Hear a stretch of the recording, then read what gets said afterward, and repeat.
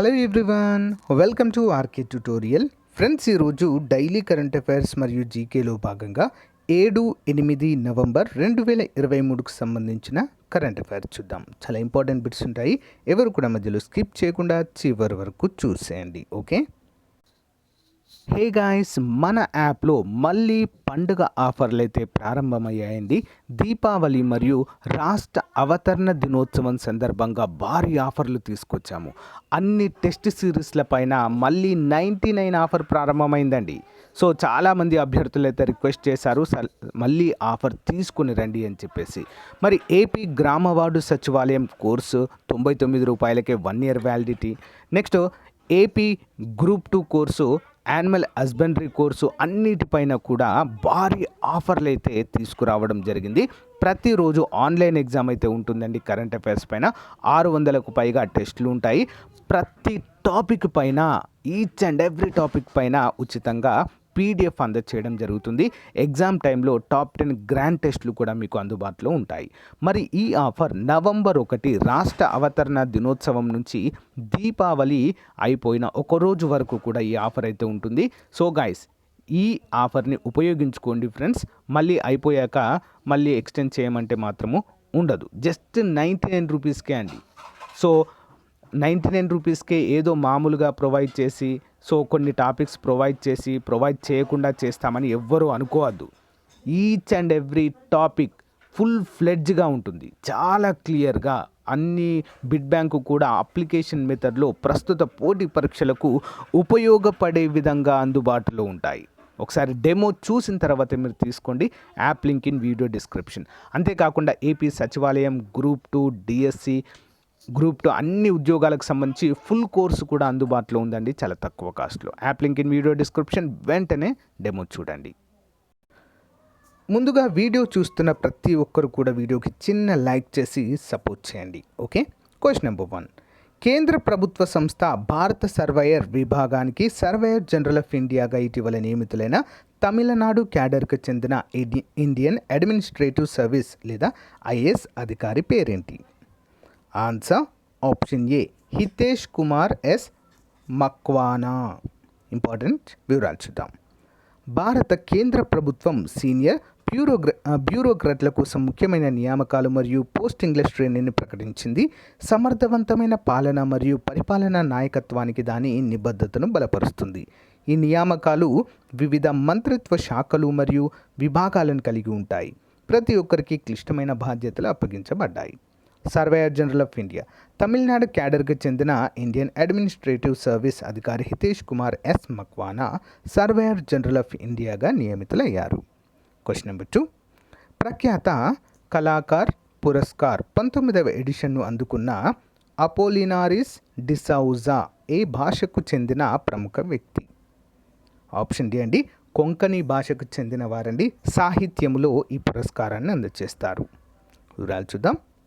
మంగళూరులోని మాండు శోభన్తో కలిసి కుందాపురానికి చెందిన కార్వాల్హో house hold నిర్వహించిన ప్రతిష్టాత్మక కళాకార్ పురస్కార్ 19వ ఎడిషన్ను ప్రముఖ కొంకణి గాయకుడు, గీతా రచయిత మరియు స్వరకర్త అయిన అపోలినారిస్ డిసౌజాకు ప్రదానం చేశారు. అవార్డు ప్రదానోత్సవం నవంబర్ 5, 2023న మంగళూరులోని కలగన్లో జరిగిన పబ్లిక్ ఈవెంట్ సందర్భంగా జరిగింది. Next question number 3. ఇటీవల వార్తల్లో ఉన్న అత్యంత చురుకైన అగ్నిపర్వతం క్లుచెవ్స్కాయా సోప్కో విస్ఫోటనం చెందింది. అయితే ఇదే దేశంలో ఉంది? ఆన్సర్ ఆప్షన్ సి, రష్యాలో ఉంది. వివరాలు చూద్దాం. యూరేషియాలోని అత్యంత చురుకైన అగ్నిపర్వతము క్లుచెవ్స్కాయా సోప్కో ఇటీవల రష్యాలోని కమ్చాట్కా ద్వీపంలో విస్ఫోటనం చెంది గణనీయమైన మొత్తంలో బూడిదను గాలిలోకి వెదజల్లింది. ఈ విస్ఫోటనం 2023 సంవత్సరంలో ఇది 3వసారి విస్ఫోటనం చెందింది. ఎటువంటి గాయాలు సంభవించినప్పటికీ అధికారులు 2 సమీపంలోని పట్టణాలలో పాఠశాలలను మూసివేయడం ద్వారా ముందు జాగ్రత్త చర్యలు తీసుకున్నారు. విస్ఫోటనం వివరాలు. విస్ఫోటనం సముద్ర మట్టానికి 13 కిలోమీటర్ల ఎత్తులో బూడిద మేఘాలను పంపింది. ఏప్రిల్ మరియు జూన్లలో అంతకుముందు విస్ఫోటనాలు సంభవించిన తర్వాత 2023లో ఇది 3వ విస్ఫోటనము. Next one.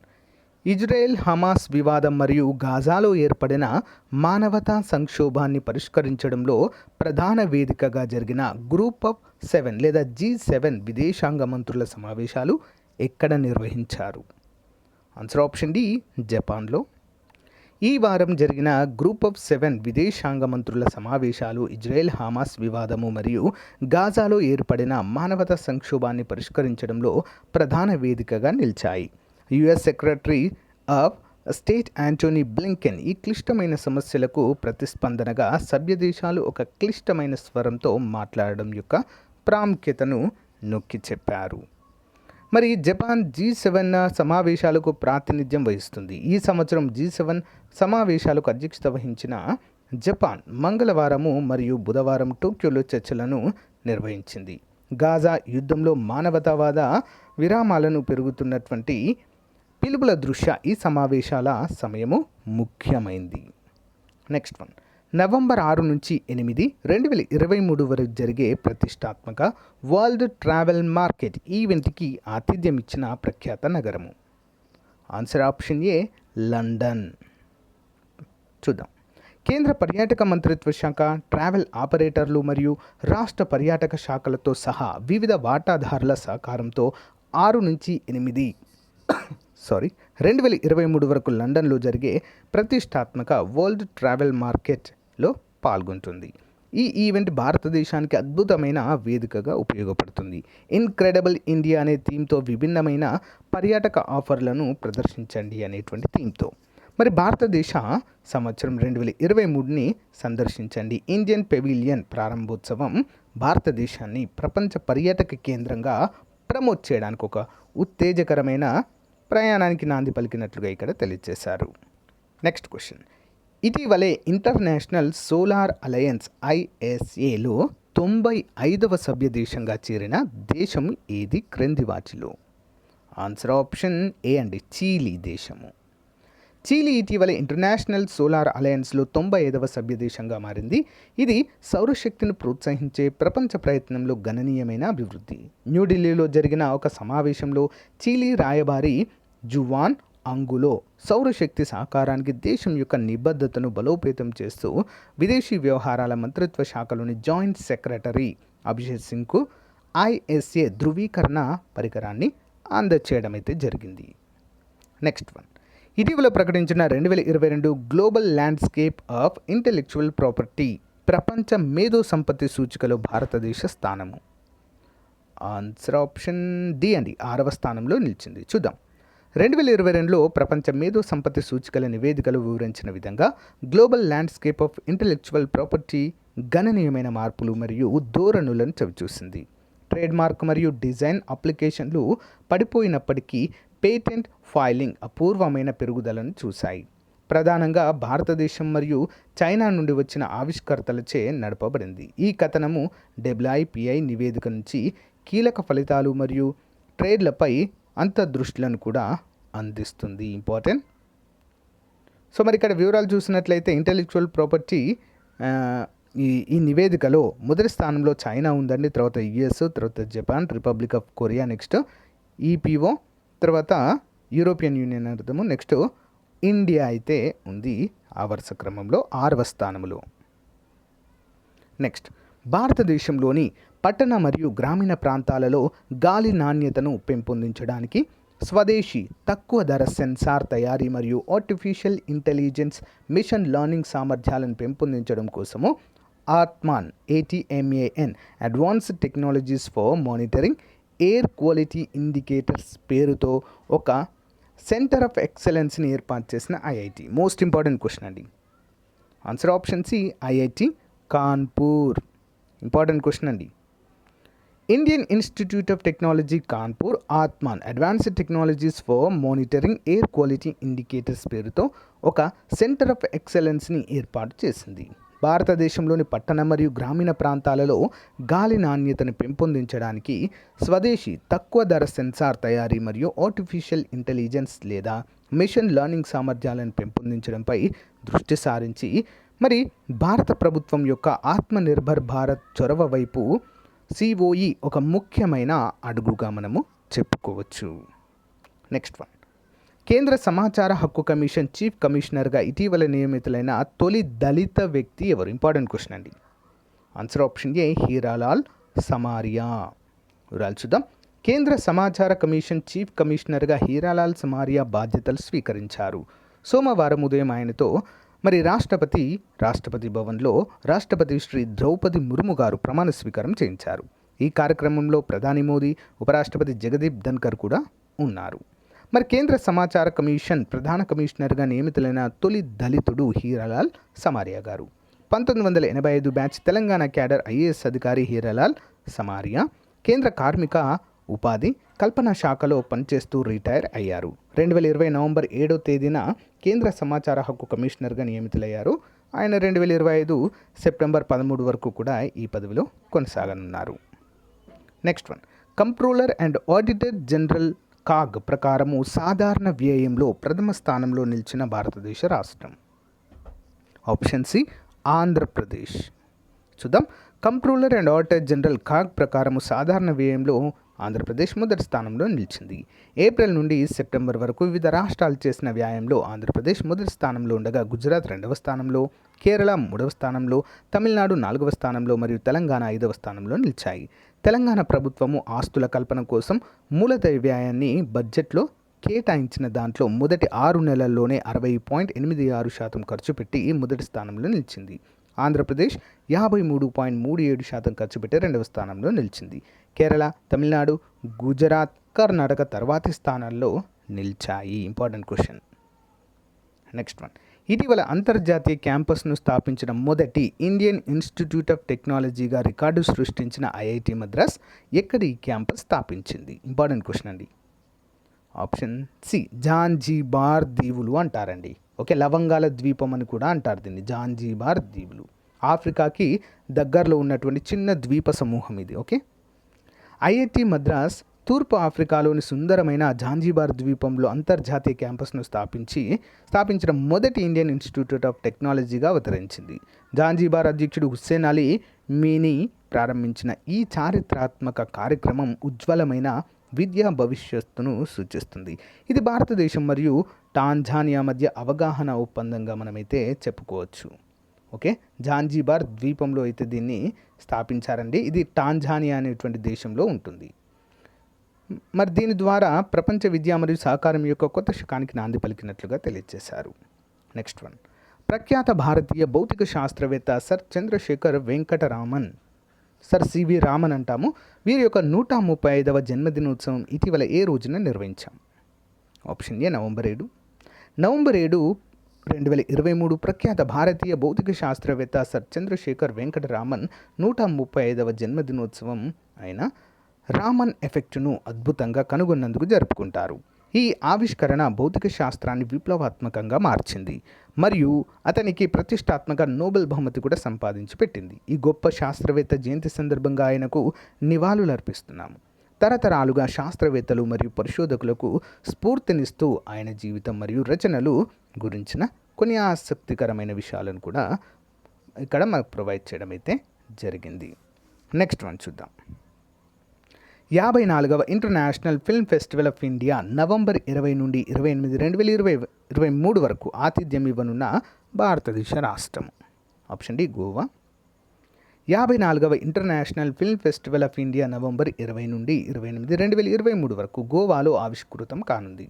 మరి భారత సమాచార మరియు ప్రసార మంత్రిత్వ శాఖ ఆధ్వర్యంలో జరిగే ఈ సినిమా మహోత్సవం ప్రపంచంలో స్టార్ స్టాడెడ్ వేడుకగా ఉంటుందని హామీ ఇచ్చింది. సినిమా కేంద్ర మంత్రి శ్రీ అనురాగ్ ఠాకూర్ ఈ కార్యక్రమాన్ని ప్రారంభించారు. ప్రపంచ మీడియా మరియు వినోద పరిశ్రమలో భారతదేశం యొక్క పెరుగుతున్న ప్రభావాన్ని ఎత్తి చూపారు. ఈ గొప్ప ఈవెంట్ నుండి ఏమి ఆశించాలో ఇక్కడ ఒక సంగ్రహాలోకనంలో ఉన్నట్లుగా తెలియజేశారు. నెక్స్ట్ వన్, ఇటీవల విజయవంతంగా పరీక్షించిన స్వల్ప శ్రేణి బాలిస్టిక్ మిసైల్ ప్రళయ్ యొక్క ప్రయోగ శ్రేణి ఏంటి? అంటే దీన్ని ఏ విధంగా ప్రయోగించడం అనేది జరుగుతుంది అని అర్థము. ఆన్సర్ ఉపరితలం నుండి ఉపరితలం, సర్ఫేస్ టు సర్ఫేస్ మిసైల్ అండి. ఇది భూమిపై నుండి భూమిపైకి ప్రయోగించేటువంటి స్వల్ప శ్రేణి బాలిస్టిక్ మిసైల్. ఓకేనా, స్వదేశీ పరిజ్ఞానంతో రూపొందించారనేది ఇంపార్టెంట్ క్వశ్చన్.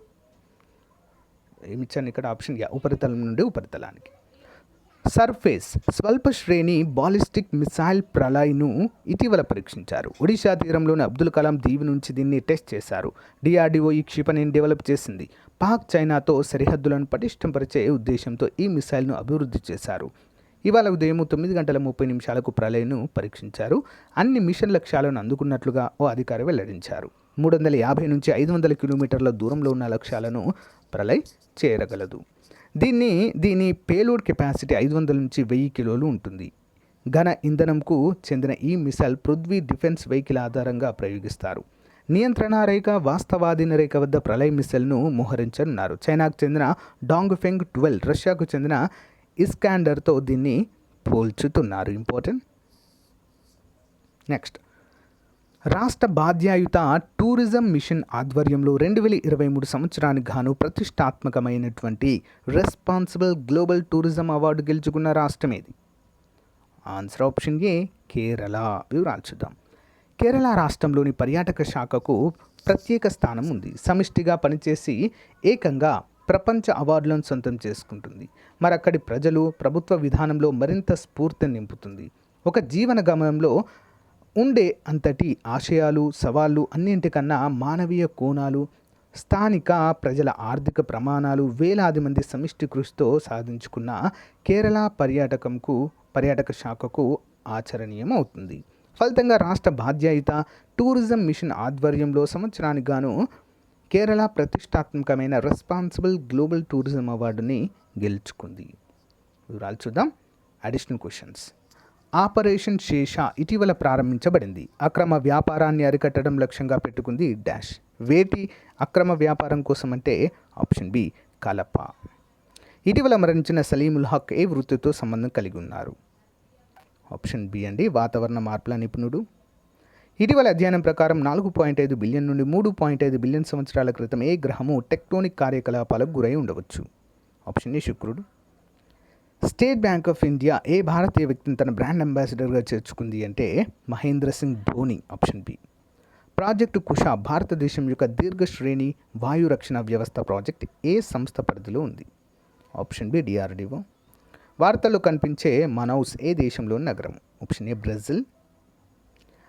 ఐక్యూ ఎయిర్ ప్రకారం ప్రపంచంలోని అత్యంత కాలుష్య నగరాల్లో 4వ స్థానంలో ఉన్న భారతీయ నగరము ఏంటండి? Delhi.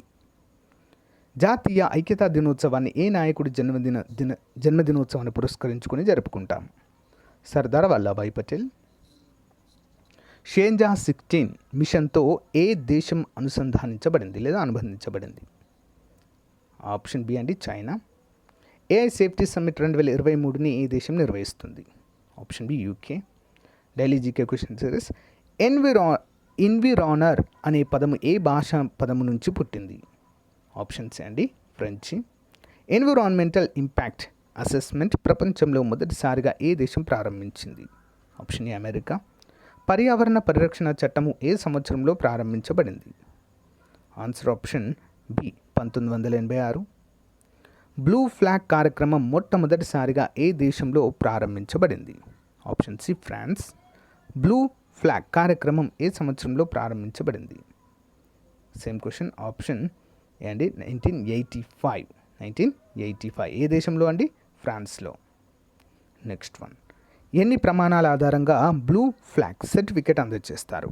Option D 33. Clean campaign కార్యక్రమాన్ని ఐక్యరాజ్యసమితి ప్లాస్టిక్ వ్యర్థాలపై పోరాటం చేసేందుకు ఎప్పుడు ప్రారంభించింది? Option B 2017. నెక్స్ట్, సుస్థిర అభివృద్ధి లక్ష్యాలలో ఎన్నవ లక్ష్య ప్రకారము 2025 నాటికి అన్ని రకాల సముద్ర కాలుష్యాలను తగ్గించాలి? ఆప్షన్ సి 14వ లక్ష్యం ప్రకారం. ప్రపంచంలో సముద్ర వ్యర్థాలను అధికంగా విడుదల చేస్తున్న మొదటి దేశము ఏంటి?